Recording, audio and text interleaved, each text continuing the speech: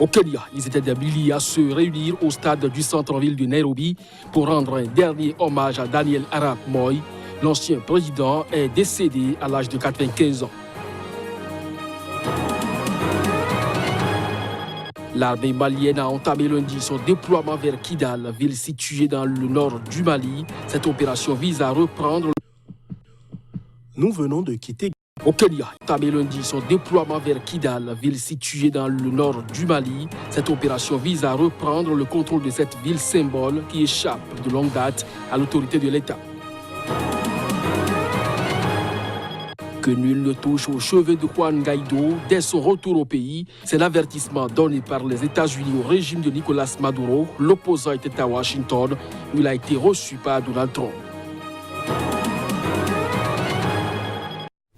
Ainsi se présente le sommaire de ce journal. Bonjour à chacun, bonjour à tous et bienvenue. Les adieux du peuple kédian à l'ancien président Daniel Arap Moi. Ils étaient des milliers à se réunir au stade du centre-ville de Nairobi pour lui rendre un dernier hommage.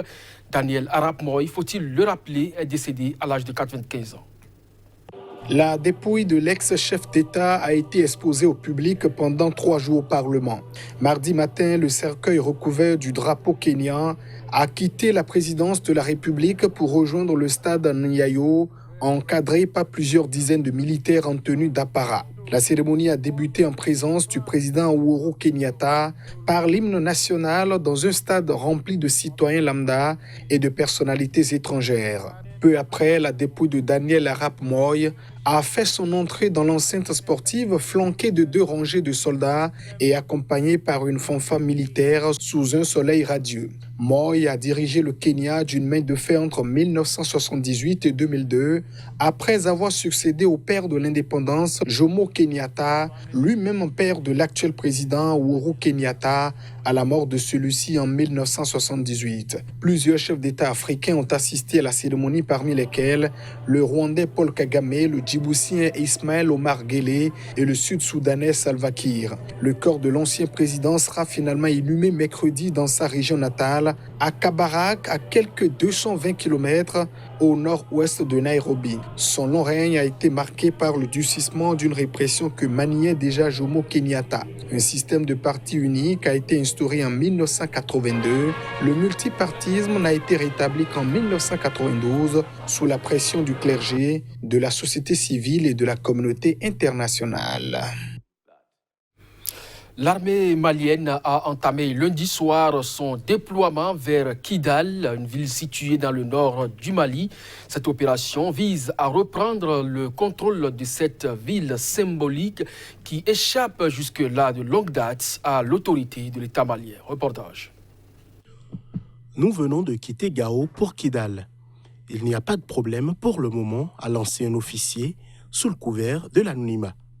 Dans un contexte de grave détérioration sécuritaire au Mali et au Sahel, le retour de l'armée nationale à Kidal, aujourd'hui sous le contrôle d'ex-rebelles Touaregs, est anticipé comme une affirmation forte d'un rétablissement de l'autorité de l'État malien qui ne s'exerce plus sur de larges pans du territoire.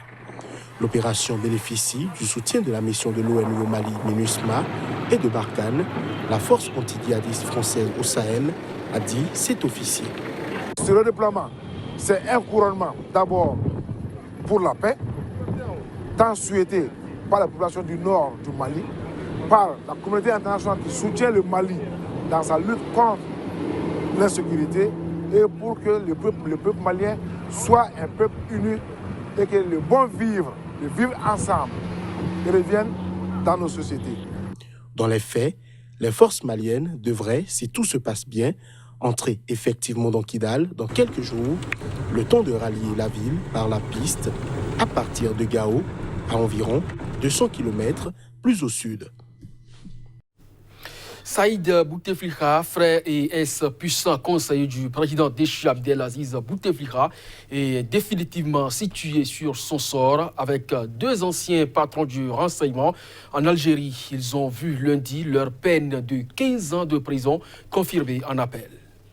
Jugé depuis dimanche par la cour d'appel du tribunal militaire de Blida, à 50 km au sud d'Alger, Saïd Bouteflika, le général Atman Tartag et le général Mohamed Lamine Medienne ont eu 15 ans de prison pour complot contre l'autorité de l'armée et de l'État, a déclaré maître Boudjema Guéchir. Cet avocat qui a assuré la défense de la 4e co-accusée dans ce procès, Louisa Hanoun, secrétaire générale du Parti des travailleurs, a précisé que la condamnation de sa cliente avait été réduite à 3 ans, dont 9 mois fermes, et qu'ayant purgé sa peine, elle allait sortir. Je suis sorti, je suis libre. Maintenant, je reprends ma place dans mon parti, je reprends le combat, je poursuis, et bien sûr, à d'autres victoires, Inch'Allah. Nous avons la possibilité de faire un pouvoir en cassation devant la Cour suprême. Nous avons 8 jours pour le faire, a déclaré maître Farouk Kessantini, l'avocat du général Medienne. Ce dernier avait dirigé durant 25 ans jusqu'à son limogeage en 2015 le DRS, structurellement rattaché à l'armée, mais dans les faits, véritable État dans l'État. Le général Tartag a quant à lui refusé de se présenter devant la Cour. Principal accusé de ce procès, Saïd Bouteflika fut l'influent conseiller spécial de son frère Abdelaziz Bouteflika durant ses 20 ans de présidence. Les 4 condamnés étaient accusés de s'être réunis en mars 2019 pour élaborer un plan de déstabilisation du haut commandement de l'armée. Pour de nombreux observateurs, les co-accusés apparaissent comme les vaincus d'une longue lutte de pouvoir qui avait opposé, sous la présidence Bouteflika, l'état-major de l'armée et le DRS. L'Afrique de l'Ouest a exigé de la Cour suprême bissau-guinéenne qu'elle agisse d'ici vendredi pour sortir ce pays dans l'impasse politique dans laquelle elle s'est plongée, et ceci depuis le second tour contesté de l'élection présidentielle. Reportage. Réunis à Addis Abeba en marge d'un sommet de l'Union africaine, les chefs d'État et de gouvernement de la communauté économique des États de l'Afrique de l'Ouest ont invité la Cour suprême bissau-guinéenne, organe compétent en matière de contentieux électoral, à finaliser ses travaux d'ici le 15 février prochain afin de permettre la normalisation politique et institutionnelle. En effet, 5 semaines après le second tour du 29 décembre dernier, l'issue demeure disputée entre Umaro Sissoko Embalo, candidat de l'opposition donné vainqueur par la commission électorale, et Domingos Simões Pereira, le candidat du PAIGC. Ce parti a d'ailleurs introduit un recours devant la Cour suprême pour dénoncer des résultats entachés selon lui de fraude. Les 2 hommes se sont invectivés ces derniers jours par médias interposés, Umaro Sissoko Embalo affirmant qu'il prêterait serment le 27 février prochain, quoi qu'il arrive, tandis que Domingos Simões Pereira dénonçait des déclarations menaçantes, irresponsables et incendiaires de son adversaire. Médiatrice historique de la crise en Guinée-Bissau, la CEDEAO avait demandé à la Commission électorale nationale d'effectuer des vérifications des données transmises par les commissions régionales. Et dans ses conclusions adoptées à Addis Abeba, l'organisation ouest-africaine prend acte de ces vérifications qui ont confirmé les résultats communiqués le 17 janvier par la commission électorale et qui accordent 53,55% des voix à Umaro Sissoko Embalo et 46,45% à Domingos Simões Pereira. Le président guinéen Alpha Condé a laissé ce lundi la porte ouverte à une candidature pour un 3e mandat. Dans une interview accordée à nos confrères de France 24 et RFI en marge du sommet de l'Union africaine à Addis Abeba, il est revenu sur le référendum constitutionnel prévu dans son pays pour ce mois de mars. Reportage. Interrogé sur une nouvelle candidature lors d'une interview accordée à France 24 et Radio France Internationale, le président guinéen Alpha Condé a laissé ce lundi la porte ouverte à une candidature pour un 3e mandat. Le RPG peut me présenter comme il peut présenter quelqu'un d'autre. Pour le moment, ce n'est pas mon souci, a-t-il déclaré. Alpha Condé a aussi défendu la tenue le 1er mars d'un référendum constitutionnel dénoncé comme une manœuvre, estimant qu'il n'y avait rien de plus démocratique. Ancien opposant historique élu en 2010 et réélu en 2015, le chef de l'État a assuré que sa préoccupation actuelle était de doter le pays d'une constitution qui réponde aux besoins du monde d'aujourd'hui. Le chef de l'État a assuré que sa préoccupation actuelle était de doter le pays d'une constitution qui réponde aux besoins du monde d'aujourd'hui, citant la parité entre hommes et femmes, la lutte contre les mutilations génitales, le mariage des filles avant 18 ans et surtout le partage correct des ressources de l'État, notamment pour la jeunesse et les personnes vulnérables. La Guinée est le théâtre depuis la mi-octobre de protestations qui ont fait au moins 29 morts, dont 28 civils et un gendarme, contre le projet prêté de longue date au président de chercher à se succéder en 2020. L'actuelle constitution limite à 2 le nombre de mandats présidentiels.